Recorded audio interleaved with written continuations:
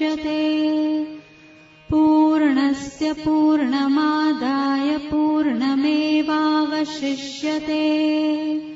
ॐ शान्ति शान्ति शान्तिः।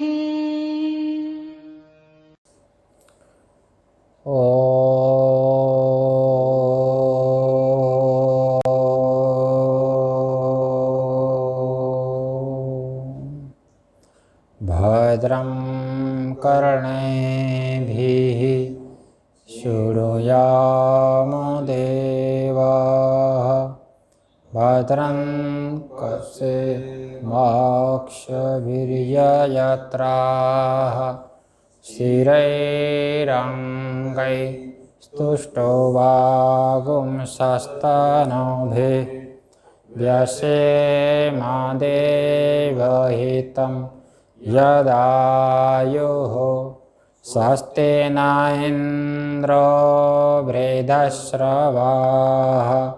स्वस्ति नः पूषा विश्ववेदाः।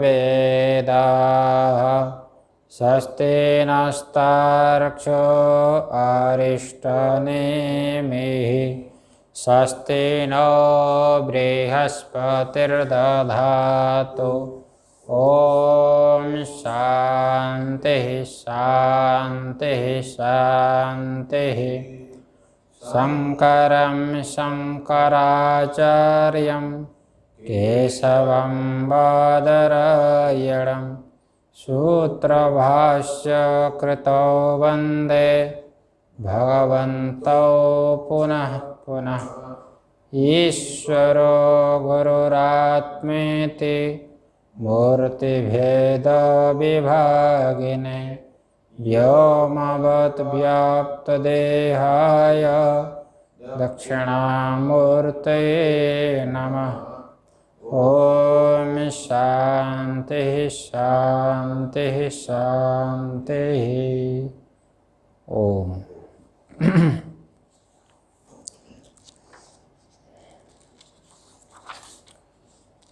विचार चल रहा है मांडूक्य कारिका के वैतथ्य प्रकरण और इस प्रकरण के जो प्रसिद्ध श्लोक है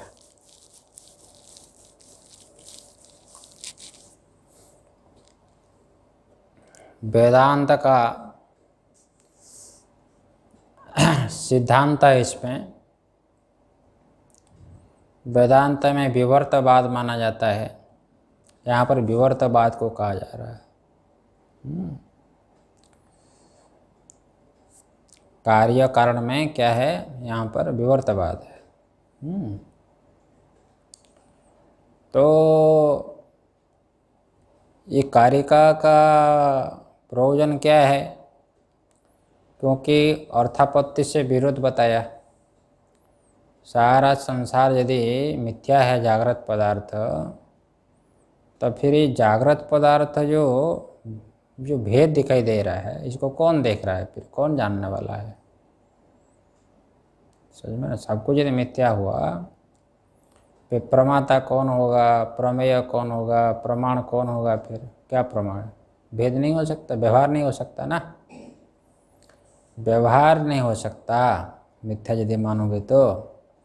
और इसको बनाएगा कौन बताओ? सब कुछ यदि मिथ्या है, सर्वम खलु इदं ब्रह्म बोल रहे हो, तो भी संसार को कौन बना रहा है बताओ? शंका समझ में आए? तब ये जो शंका है, ये शंका ये तुम्हारे पास रहे, हमारे में कोई शंका नहीं बनेगी। वेदांती का कहना है, क्योंकि हम वेदांती है, तार्किक नहीं है। तुम लोग जगत को सत्य मानते हो, इसलिए तुम्हारे में ये शंका बन सकती है, हमारे में तो कोई शंका है नहीं। भाई कैसे बताओ? देखो बताते हैं। 12 नंबर श्लोक हो गया, देखो चल रहा है, एक बार उच्चारण कर लेते हैं। और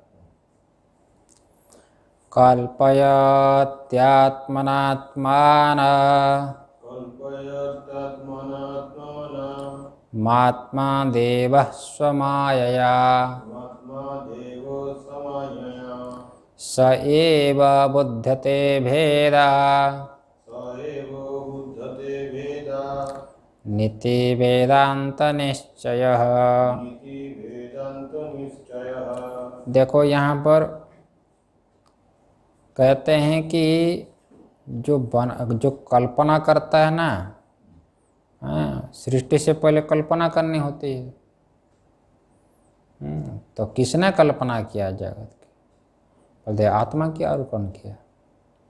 तत् एक छत एकोहम बहुश्याम, तो परमात्मा ने एक क्षण किया, इसलिए कह दिया आत्मा। देखो प्रथमा है कि नहीं, आत्मा कल्पयते। जैसे आप मकान बनाने से पहले कौन, आप ही तो कल्पना करते हो कि मकान बनाओ, हाँ हो गया कि नहीं? अच्छा, और बोलते हैं जो कल्पना करने वाला वो चेतन होता है कि नहीं? जड़ तो कोई कल्पना नहीं कर सकता है। सांख्य में, योग में उनकी प्रकृति करती है, अब प्रकृति क्या करे, वो तो जड़ है। इसलिए बोल रहे यहाँ पर देव, क्या कह दिया? देव। ये जो आत्मा है वो प्रकाशमान है, वो उनके पास ज्ञान है कि नहीं? वो जानता है वो क्या है, कैसे बनाओ जानता है। इसलिए उपादान गोचर परोक्ष ज्ञानाचि कृषाकृतिमत्वम कर्तृत्वम। कर्ता तो वही होगा ना जिसको ज्ञान हो।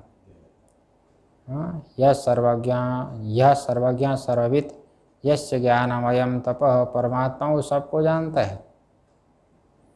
कौन जीव कैसा धर्म किया है, अधर्म किया है, कौन सा शरीर देना है, इसको कहाँ पर जन्म देना है, किसको पाकिस्तान में जन्म देना है, किसको भारत में जन्म देना है, किसको मुंबई में जन्म देना है। परमात्मा जानता है कि नहीं? बोलो, जानता है ना। इसलिए देव कह दिया, वो देव है, वो देव, वो जड़ है, जड़ नहीं है, वो चेतन है, चेतन है। समझ में है ना? अच्छा, वो था कि भाई उसके पास क्या करण है बताओ? वो करण कौन है? करण, आप मकान बनाते हो, आपके पास साधन होना चाहिए कि नहीं? मकान बनाते हो, आपके पास क्या होना चाहिए? साधन होना चाहिए। परमात्मा के पास साधन कौन सा है? कौन सा मशीन उसके पास है? बोलते कुछ नहीं है, साधन की कोई ज़रूरत नहीं है, वो स्वयं ही साधन है, स्वयं ही उपकरण है। देखो लिख दिया आत्मना तृतीयांत है, एक अपने से ही बना ले। जैसे मकड़ी का दृष्टांत देते हैं, मकड़ी जाला बनाता है, कहीं से लाता है क्या बनाने के लिए? हाँ, अपने आप बनाया। कहीं से नक्शा कहीं पास कराता है? आप नक्शा पास कराते हो मकान बनाने के लिए। इसे परमात्मा के नक्शा बनाना नहीं जाता है, स्वयं, हाँ स्वयं ही इंजीनियर है वो, नक्शा ही बनाता वही है कि नहीं? अच्छा, और एक चीज़ बताइए, जो जो बन गया है, जैसे एक कूल्हा बनाता है घड़े को, तो घड़ा अलग हो गया कि नहीं? हाँ, बोलते हैं ऐसा नहीं, अपने को ही अनेक रूप से प्रकट कर लेता है परमात्मा। अब अपने को ही अनेक रूप से प्रकट कर लिए तत् आत्मान स्वयं अकुरुत। हाँ, ये श्रुति है नारायण, क्या श्रुति है? तत् आत्मान स्वयं अकुरुत, वो स्वयं को ही परमात्मा अनेक रूप से प्रकट कर लेता है। समझ में ना? अनेक रूप से प्रकट कर लेता है, हो गया ना? जैसे गणेश जी थे कि नहीं? गणेश जी थे क्या? गणेश जी अभी भी है। हाँ, तो एक बार जो गणेश जी महादेव के गोद में बैठे हैं, बाल गणेश, कभी महादेव जी को देख रहा है तो कभी माता को देख रहा है, दोनों को देख रहा है। तो भगवान महादेव ने कहा कि भाई क्या हुआ पुत्र, क्यों देख रहे हो ऐसा? क्या कोई आश्चर्य हो रहा है? बोला हाँ पिताश्री, आश्चर्य मुझे हो रहा है। हाँ, आश्चर्य क्या है? मेरी माँ की तरह कोई सुंदर तो है नहीं दुनिया में, मेरी माँ जैसे कोई सुंदर नहीं है। लेकिन मेरी माता इतनी सुंदर है और ये पिताजी ऐसे है, ये जोड़ी कैसे हुई ऐसे? ये जोड़ी कैसे हो गई? ये जो मुझे बड़ा आश्चर्य हो रहा है, ये कहाँ ये जटा है, व्याघ्र चर्म है, ये सर्पों की माला है, विभूति है, ये क्या है, ये जोड़ी कैसे हो गई इसे, ये मुझे बड़ा आश्चर्य हो रहा है।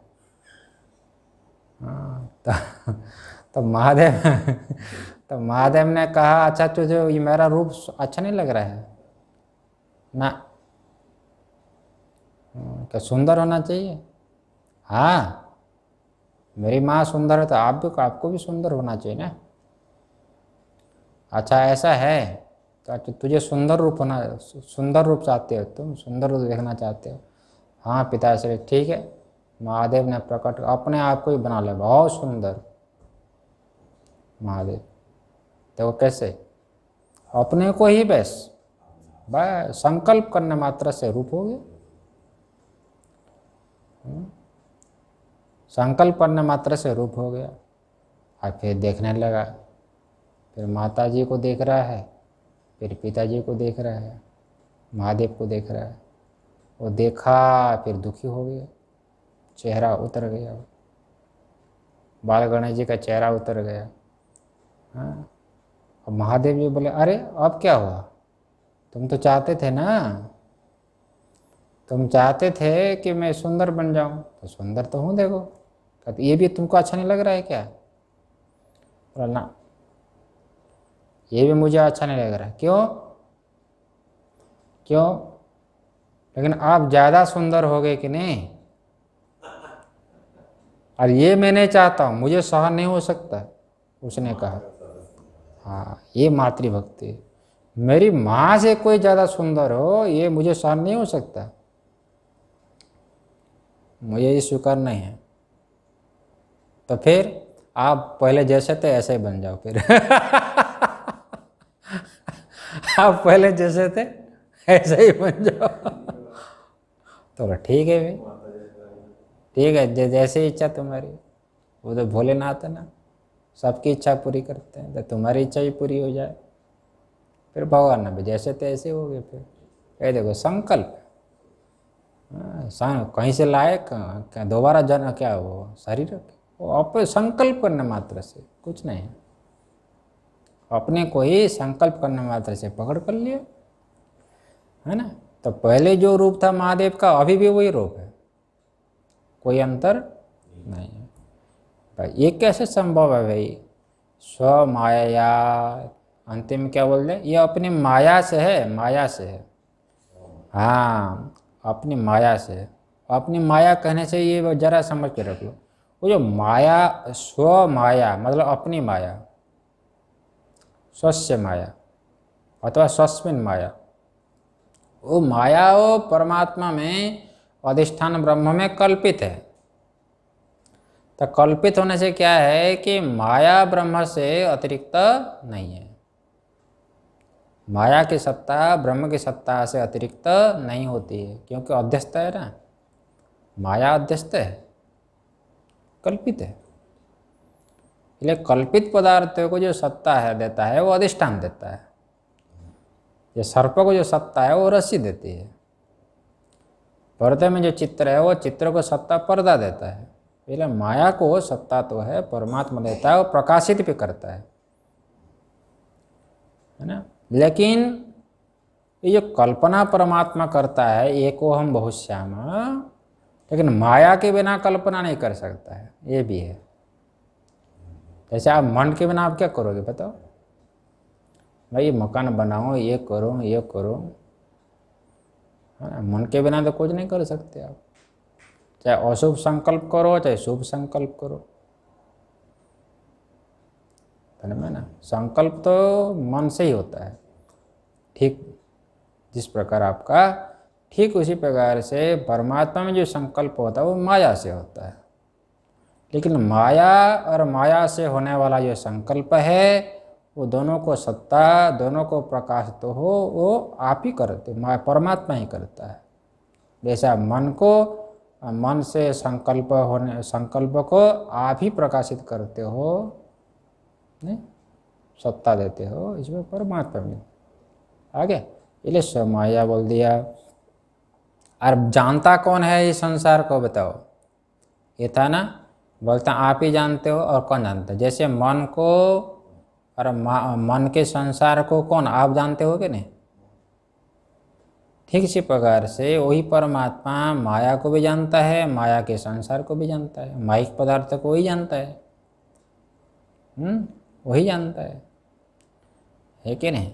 हाँ, ये बात आएगी, बड़ा सुंदर। यही वेदांत का निश्चय है, यही वेदांता उपनिषद का निश्चय है, ये बता दिया। हाँ, अब एक एक पद के ऊपर विचार है। अच्छा, तो कल्पयति के बाद श्लोक में क्या है, आत्मना, अपने से कल्पना कर लेता, अपने से बना लेता है परमात्मा संसार को, और कोई करण की आवश्यकता नहीं है। ये टीका में दे दिया, करणांतरम व्यवच्छिन्नति आत्मना, और दूसरा कोई करण नहीं है, साधन। परमात्मा ही बनाने वाला, और जिससे बनाता है साधन वो भी स्वयं ही। उपकरण जो है वो स्वयं है। समझ में आया। जैसे मकड़ी, दृष्टांत क्या है, मकड़ी जो जाला बनाता है वही कर्ता भी है, वही करण भी है। हो गया ना। कोई बाहर से बनाने के लिए कुछ लाती नहीं है मकड़ी जाले को बनाने के लिए, हैं। कोई मतलब नहीं, कोई ज़रूरत नहीं उनकी, है कि नहीं। ये माया से सब संभव है। अच्छा, और जो बन गया, हाँ, वो भी परमात्मा से भिन्न नहीं है, परमात्मा से भिन्न नहीं। बस परमात्मा अपने में ही सारा जगत को बनाता है, इसलिए यहाँ अपने में ही, और जगत परमात्मा से भिन्न नहीं है। जैसे सर्प रज्जु से भिन्न नहीं है, चित्र पर्दे से भिन्न नहीं है। हो गया ना। इसी प्रकार सारा संसार जो है परमात्मा से भिन्न नहीं है, इसलिए टीका में दे दिया, कर्मांतरम व्यावर्तयति आत्मानम। इस श्लोक में जो आत्मानम, परमात्मा अपने को ही अनेक रूप से प्रकट कर लेता है। समझ में आया। हाँ, जैसे स्वप्न में जो है एक तुरीय चेतन जो परब्रह्म है, तुरीय चेतन मांडव के चल रहा है ना। तो अधिष्ठान कौन है, तुरीय चेतन। और तुरीय चेतन ही अनेक रूप से दिखता है स्वप्न में। वही खाने वाला है, आज लड्डू खा रहा है वो भी स्वयं है, खाने वाला भी वही, और जो खा रहा है लड्डू वो भी वही है। तुरीय चेतन से कुछ भी अतिरिक्त नहीं है। ध्यान में है कि नहीं। इसलिए वेदांत को हमेशा अनुभव में जरा बैठाते रहो, और हमें बैठाते रहो अनुभव। मनन करते रहो, फिर निध्यासन भी हो जाएगा। श्रवण ठीक ठीक से करोगे तो मनन ठीक ठीक से, श्रवण मनन ठीक ठीक से करोगे तो निध्यासन हो जाएगा। हाँ, श्रवण मनन निध्यासन करने के लिए कहीं गुफा में जाने की जरूरत नहीं है। आप जहाँ पर हो वहीं रह करके ही आप कर सकते हो। समझ में कि नहीं। ठीक है। परमात्मा वो जानता है साधक की क्या इच्छा है, साधक चाहता क्या है। परमात्मा जानता है कि नहीं। आपके सारे संकल्पों को, सारे सब जानता है परमात्मा। उनको कोई भी छुपता नहीं, महादेव को कुछ भी नहीं छुपता है। ठीक है भाई। अच्छा, इसलिए वही सब कर लेता है। ठीक है नारायण। ये तो आपको प्रत्यक्ष है ही, मुंबई में रह करके ही आपको सुनने को मिल रहा है, तो कैसे मिल रहा है। नहीं वो तो है, लेकिन आपके मन में इस प्रकार तीव्र इच्छा है, मुमुक्षा है, तो आपको सुनने को मिल जाता है। हाँ, परमात्मा जानता है। इसलिए स पूर्वेशापि गुरु हो कल्याणवचेदा, वही परमात्मा ही आचार्य गुरु के रूप से आकर के उपदेश करता है। परमात्मा ही, और कुछ नहीं। परमात्मा ही सबके गुरु है। परमात्मा ही तो उपदेश करेगा, और कौन करेगा। जहाँ पर अनुग्रह दिखता है वो किसका है, परमात्मा का ही है। ऐसा होता है। अच्छा, उसके बाद देखो नारायण, कर्तृंतरम निवारयति आत्मा। देखो कहा ना, आत्मा वही ही करता है जगत का, जगत को बनाने वाला तो वही परमात्मा ही है और कोई नहीं है, स्वयं। हाँ, स्वयं ही बना लेता है। जैसे मकान का मालिक ऑर्डर दे देता है कि नहीं, किसको, वो ठेकेदार को, अरे भाई बना दो। ऐसा यहाँ पर नहीं है, परमात्मा ही सब कुछ है, परमात्मा ही का संकल्प करता है, परमात्मा ही बनाता है। संकल्प करने वाला भी वही और आगे बनाने वाला भी वही है। समझ में है ना, ये है। तस्य द्वैतिकांतर अपेक्षायाम प्रतिक्षिपति। हाँ, देखो कहते हैं जैसे कुलाल होता है, कुलाल कुलाल कुंभार, घड़ा जो बनाता है, हाँ वहाँ पर प्रकाश की जरूरत पड़ेगी। हाँ, प्रकाश तब तक बनाएगा, सूर्य का प्रकाश तब तक बनाएगा, नहीं तो कैसे करेगा। हाँ, नहीं देखेगा नहीं तो कैसे। समझ में है ना, परमात्मा में ऐसा नहीं है, वो स्वयं प्रकाश स्वरूप है। क्या है, उनका स्वरूप ही प्रकाश है, इसलिए किसी प्रकाश की आवश्यकता नहीं। तो सब को जानता है, माया को जानता है, और जीवों का जो धर्माधर्म है वो सब को जानता है। इसलिए परमात्मा का प्रकाश स्वयं है वो। समझ में है ना, आया। ये बताए, इसलिए हृदय अंतर ज्योति, वो ज्योति स्वरूप है। वो कैसा है, हाँ ज्योति स्वरूप है। इसलिए बोला देव, हाँ वो सबको प्रकाशित करता है ना, इसलिए प्रकाश उसका स्वरूप है। ये देव कहने से प्रकाशमान, प्रकाश स्वरूप है वो। अच्छा, आपके श्लोक में जो दिया है भाई, स्व माया दिया है ना श्लोक में, प्रथम पाद के द्वितीय पाद के अंतिम में, हाँ आत्मा देव स्व माया, अपनी माया से क्यों बोल दिया ऐसा, बोलते हैं विवर्तवादम द्योतयति। विवर्तवाद हमारे वेदांत में क्या है, विवर्तवाद। ये सारा जगत ब्रह्म का विवर्त है। जैसे सर्प मंद अंधकार में, जैसे आपको सर्प का भ्रम हो रहा है रस्सी में, तो रस्सी का वो सर्प विवर्त हो गया। क्या हो गया, विवर्त, विवर्तवाद। ठीक है, एक विवर्तवाद होता है, परिणामवाद होता है।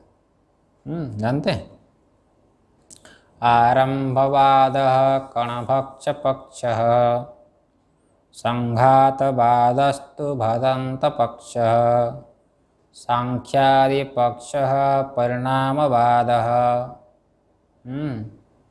और विवर्तवादस्तु वेदांत पक्ष। एक श्लोक है नारायण, एक श्लोक है। हाँ बता दो, आरंभवाद कणभक्ष पक्ष, आरंभवाद कणभक्ष पक्ष। तो आरंभ व कणभक्ष कौन जानते हैं, कणभक्ष हुए कणाद, महर्षि कणाद, वैशेषिक। हाँ, तो आस्तिक दर्शन से ही कि नहीं, जानते हैं आप, न्याय वैशेषिक सांख्य योग पूर्व मीमांसा उत्तर मीमांसा, ये होता है आस्तिक दर्शन है। आस्तिक दर्शन, आस्तिक दर्शन क्या है जानते हैं आप लोग, देखो आस्तिक दर्शन ये होता है कि आस्तिक मतलब क्या होता है, वेद प्रमाणम अस्ति इति मतिर्यस्य स आस्तिक। वेद को प्रमाण मानने वाले उसको कहते हैं आस्तिक, उसका नाम क्या है, आस्तिक। वेद को प्रमाण मानने वाला आस्तिक, उनका जो दर्शन शास्त्र है, तो वैशेषिक दर्शन है। दर्शन का मतलब ये होता है, दृश्यते प्राप्यते मोक्षः अनन्य इति दर्शनम। जिसका विचार करने पर ज्ञान होता है और ज्ञान से मोक्ष की प्राप्ति हो जाती है, चाहे साक्षात हो चाहे परंपरा हो। तो वैशेषिकवादी दर्शन के द्वारा उनके ज्ञान मात्र से तो मोक्ष नहीं होता है, लेकिन एक साक्षात तो नहीं होता, परंपरा से हो जाएगा। वो दर्शन वगैरह का अध्ययन करने पर आप वेदांत में प्रवेश करोगे। एक सीढ़ी चढ़ने के बाद दूसरी सीढ़ी, दूसरी से तीसरी, फिर छत के ऊपर चढ़ोगे कि नहीं? समझ में आया ना? इसी प्रकार ये वेदांत तक पहुंचने के लिए सब ये सीढ़ी, ये सब क्या है? सोपान। वेदांत तक पहुंचने के लिए सोपान, सोपान, सीढ़ी, सीढ़ी, स्टेप। समझ में ना? अब छलांग तो लगा नहीं सकते कि हनुमान जी की तरह कूद जाओ, ऐसा तो नहीं है। उड़ करके जो है वो सूर्य को पकड़ लेंगे बाल हनुमान की तरह, ऐसा तो नहीं है। तो आस्तिक दर्शन, उसमें एक आया है वैशेषिक दर्शन। वैशेषिक दर्शन के प्रणेता है महर्षि कणाद। भाई कणाद, उसका नाम कणाद क्यों हुआ जानते हैं? हाँ, वो पति पत्नी थे। जो किसान जब खेती से अपने अनाज को ले जाता है पकने के बाद, और जो खलियान में जो थोड़ा वो जो गिरे रहते हैं इधर उधर, उसको बटर करके पत्नी पत्नी लाते थे, पति पत्नी। हाँ, ये बोले कणाद। समझ में ना? हाँ, ऊंच ऊंझ वृत्ति, उसको क्या बोलते हैं? ऊंच वृत्ति है वो, है ना? ऊंच ऊंच वृत्ति, बटर करके अपने जीव, उसको ला करके अपने जीविका का निर्वाह करना, शरीर निर्वाह करना, इसको बोलते हैं ऊंच वृत्ति। समझ में ना? हाँ, तो इसलिए उसका नाम क्या हुआ? कणाद। लेकिन देखो इतने बड़े हैं, इतने बड़े विद्वान है, लेकिन रहते थे कितना सामान्य। यही विद्या की पहचान है, नम्रता। ये विद्या ददाति विनयम। विद्या की पहचान क्या है? विनय, विनम्रता है। विनम्रता नहीं है तो फिर क्या विद्या है? इतने बड़े विद्वान रहते थे, एकदम सरल। हाँ, आज राजा को पता लगा भैया, पेशवा राजा, पेशवा या कोई थे, राजा को पता लगा, कोई आकर बोला होगा, अरे भाई महाराज जी कि हमारे देश में एक विद्वान है, बहुत बड़े विद्वान है, लेकिन इस प्रकार रहते हैं, अनाज को बॉर्डर को ला कर खाते हैं। हमारी बदनामी हो रही है हमारे देश की। इतने बड़े विद्वान के जो है विद्वान का अपमान है ये। दूसरे देश के लोग क्या समझेंगे? राजा को जब पता लगा, उनको भी बड़ा दुख हुआ। फिर जो है अनाज वगैरह सब उपहार ले करके वो राजा वो कणाद के पास आए, और वो बोले, क्षमा मांगी कि भगवान आप माफ़ करें। क्या हुआ? क्यों माफ़ करना है? तुमसे क्या गलती हुई? नहीं, आप इतने बड़े विद्वान हैं। तो कणाद ने कहा, तो क्या हुआ? वो कहा ना, आप इतने बड़े विद्वान थे, तो हुआ क्या फिर? नहीं, आप इस प्रकार रहते हैं, तो हम जिस प्रकार रहते हैं, तुमको क्या परेशानी है? तुमको क्या परेशानी हो रही है अभी? तुमको परेशानी हो रही है तो जो हम दूसरे देश में जाते हैं, दूसरे राज्य में चल जाते हैं, तुमको क्या परेशानी है? हम विद्वान, हम कहीं भी रह सकते हैं, हम स्वतंत्र हैं। हाँ, विद्वान स्वतंत्र होता है। नहीं नहीं भगवान, ऐसी बात नहीं है। हम जैसा रहते हैं ऐसा रहने दो, नहीं तो हम दूसरे राज्य में जाते हैं यही कणाद। हाँ, यही कणाद। ये उनका कहना क्या है? आरंभवाद कणभक्ष पक्ष।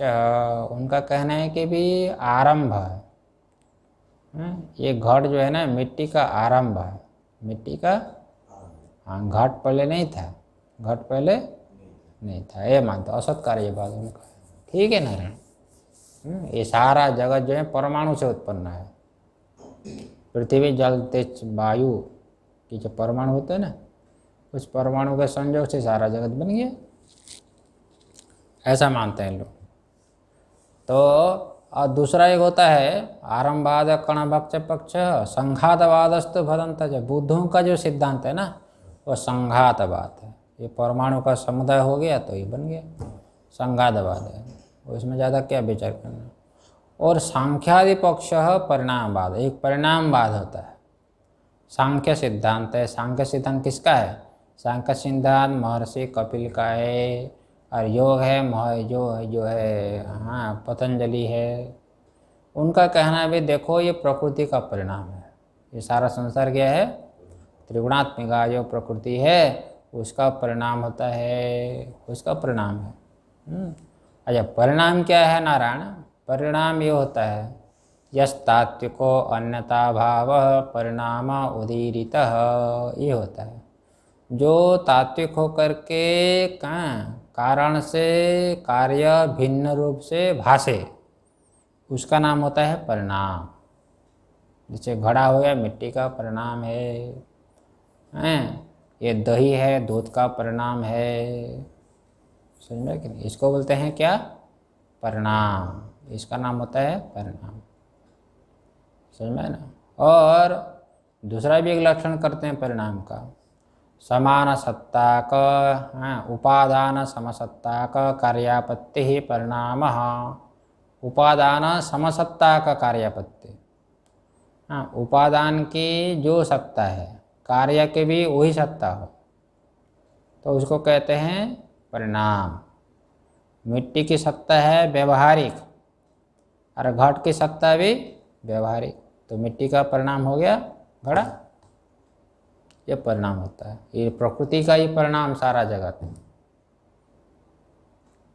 सही में ना? सांख्य वाले मानते हैं। ठीक है नारायण। और कोई कहे तो भाई परमात्मा का परिणाम मानता है सारा जगत को, द्वैतवादी लोग। वैष्णववादी सिद्धांत है ये सारा जगत क्या है? परमात्मा का परिणाम है। जैसे घड़ा मिट्टी का परिणाम है, ये सारा जगत परमात्मा का परिणाम मानते हैं वो लोग। आगे समझ में? ये परिणाम होता है। परमात्मा भी सत्य है, जगत भी सत्य है, ऐसा मानते हैं। हाँ, लेकिन एक विवर्त होता है भैया। विवर्त क्या जानते हैं? देखो विवर्त, अतात्विको अन्यता भाव विवर्त स उदीरित। जो अतात्विक होकर के अन्य रूप से भाषे वो हो गया क्या? विवर्तवाद। जैसे रज्जु का सर्प विवर्त हो गया, रज्जु का सर्प विवर्त। इसका अन्य भी प्रकार से भी लक्षण करते हैं विवर्त का कि उपादान विषम सत्ता का कार्यपत्ति ही विवर्त। उपादान हो गया कारण। उपादान जानते हैं आप? उपादान की सत्ता से अलग सत्ता यदि कार्य की हो, उपादान जो कारण है उसकी सत्ता से कार्य की सत्ता यदि अलग हो जाए,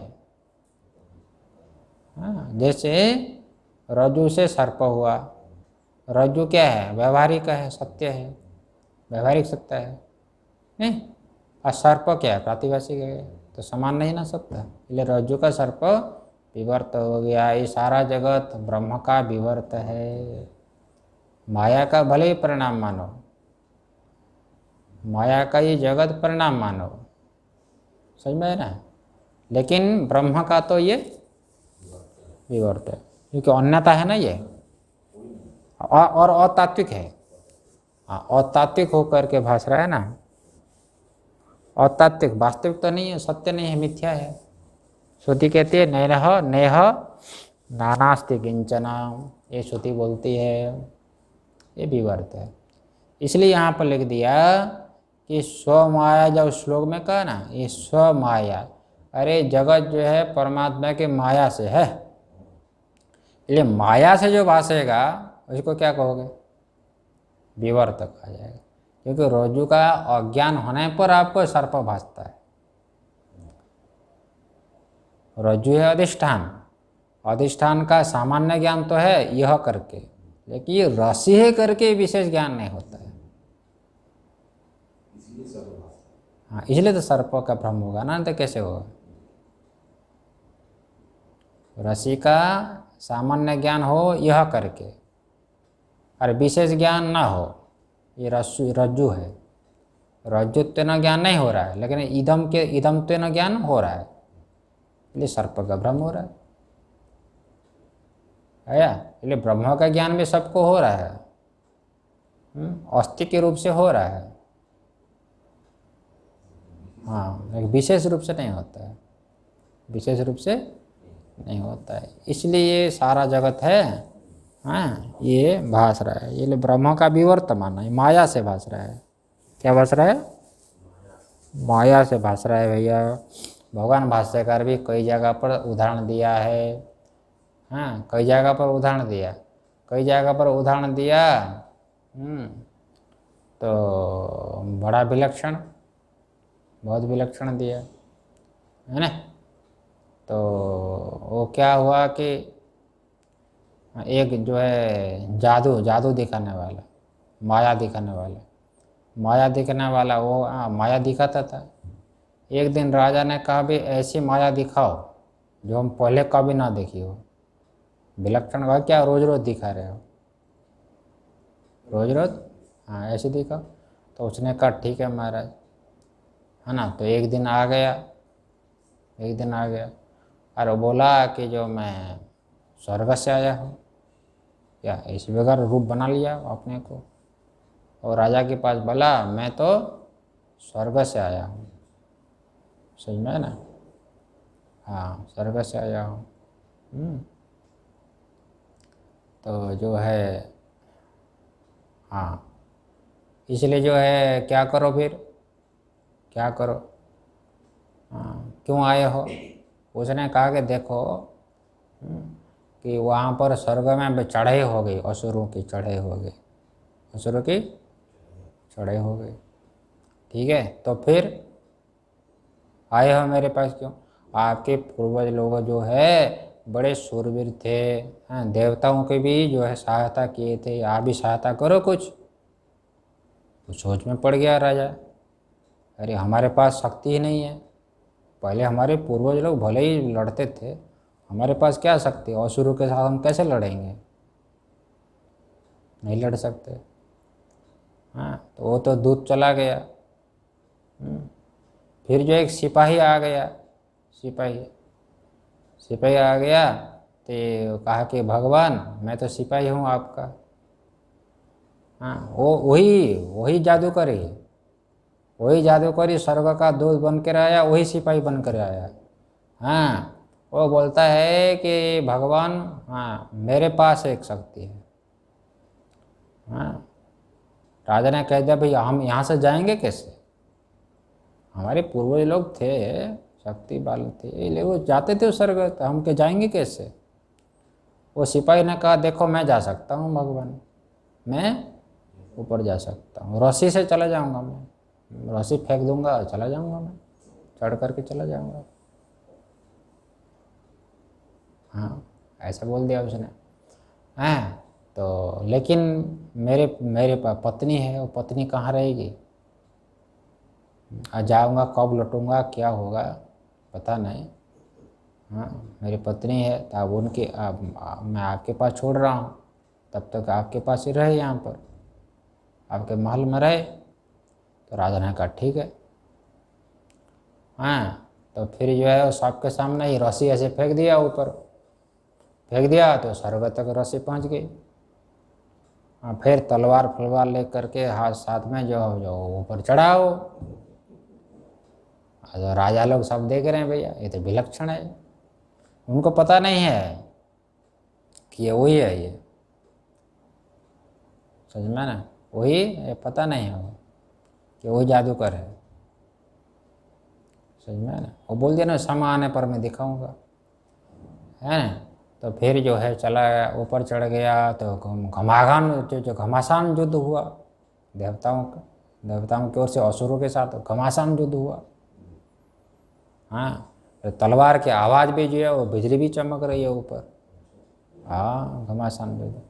लेकिन यह कुछ देर बाद वो जो है उसका हाथ गिर गया, कटा हुआ हाथ, किसका, उसी का सिपाही का। सिपाही का हाथ गिर गया और एक हाथ गिर गया, पाँव गिर गया, फिर जो धड़ भी, शरीर, सिर भी गिर गया। अरे बोले अरे ये तो अनर्थ हो गया, इतना ऊपर चढ़ कर गया था, ये तो अनर्थ हो गया। अब उसकी पत्नी आकर के भी रो रही है, मेरे पति मर गए, मेरे पति मर गए, मेरे पति मर गए। हाँ, सब दुखी हो गए और तुरंत खड़ा हो गया। फिर वो कौन? जादूगर खड़ा हो गया, लाओ महाराज इनाम दो मुझे, मैं जादू दिखा दिया ना। कौन सा इनाम? अरे वही तो आप जो बोले थे जादू दिखाओ, मैं जादू दिखा दिया, ये माया दिखा दिया, मेरा इनाम दे दो। ना कोई पत्नी है, ना कोई सिपाही है, ना कोई स्वर्ग का दूत है, ना, सब गायब हो गए। अरे बोले ये तो माया है। लोग क्या बोलने लगे? ये तो माया है, माया है। समझा कि नहीं? इसलिए माया से सब संभव है। जो भी कुछ दिखाई दिया वो क्या है? सब माया है कि नहीं?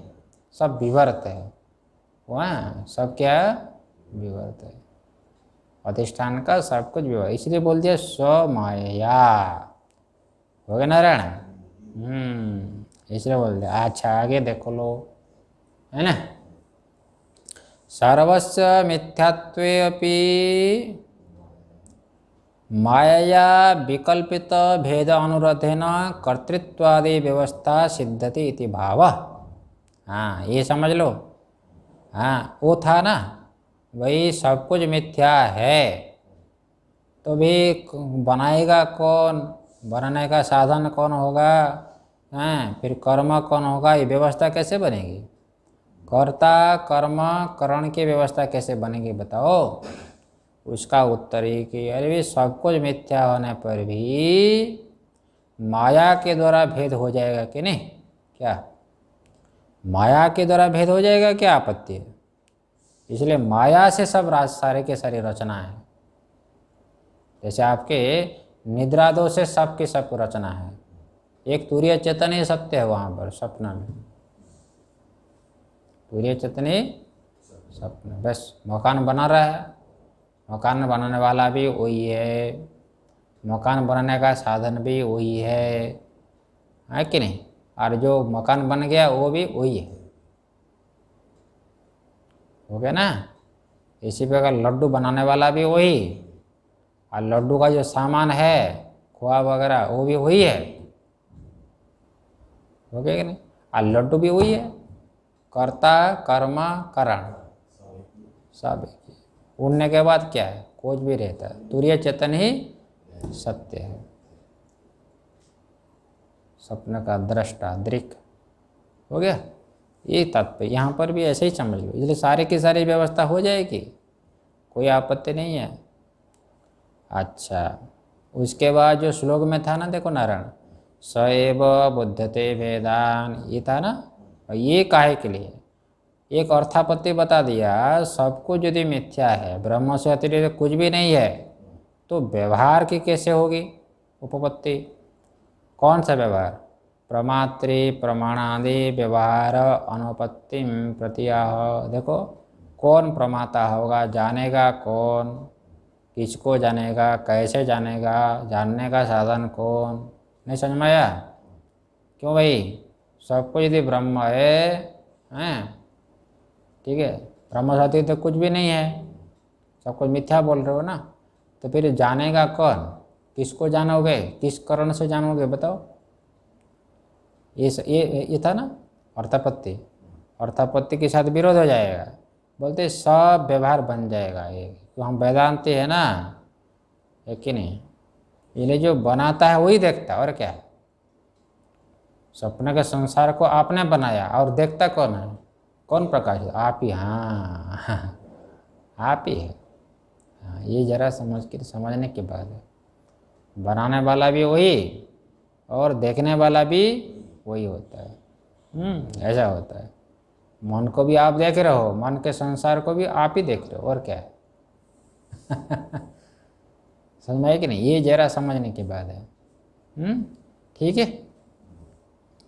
बहुत ये रहस्य है इसमें।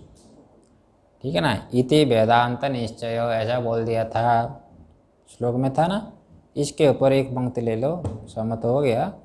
एकस्मिन्नेव अद्वितीये प्रतीचि वस्तुनि काल्पनिक भेद निबंधना सर्वा व्यवस्था इत्यत्र प्रमाणम आह इति वेदांत।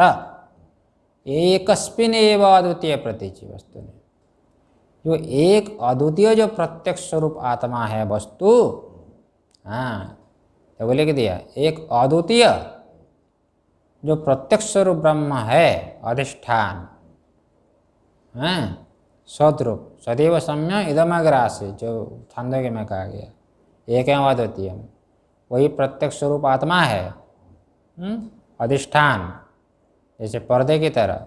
उसमें काल्पनिक भेद संभव है। क्या समझाया? हाँ, पारमार्थिक अद्वैत में काल्पनिक द्वैत तो हो सकता है, कोई आपत्ति नहीं है। पर्दा है अद्वैत, अचित्र है द्वैत, लेकिन वो कल्पित है, तो क्या विरोध है? पारमार्थिक अद्वैत में कल्पित द्वैत संभव है। भाषण में पारमार्थिक बंध्या में कल्पित 10 पुत्र संभव है तो बंध्या है। अब सपने में गए थे 10 बच्चे की माँ हो गई क्यों मान लिया, संभव है कि नहीं? संभव है ना। ये बात यहाँ पर है ना। समय हो गया, आगे का विचार कल करते हैं। ओम भद्रं कर्णेभिः शृणुयाम देवाः, भद्रं पश्येमाक्षभिर्यजत्राः, स्थिरैरङ्गैस्तुष्टुवागुंसस्तनूभिः व्यसेमदेवहितं यदायुः। स्वस्ति न इन्द्रो वृद्धश्रवाः, स्वस्ति नः पूषा विश्ववेदाः, स्वस्ति नस्तार्क्ष्य अरिष्टनेमिः, स्वस्ति नो बृहस्पतिर्दधातु। ओम शांति शांति शांति। ॐ शान्ति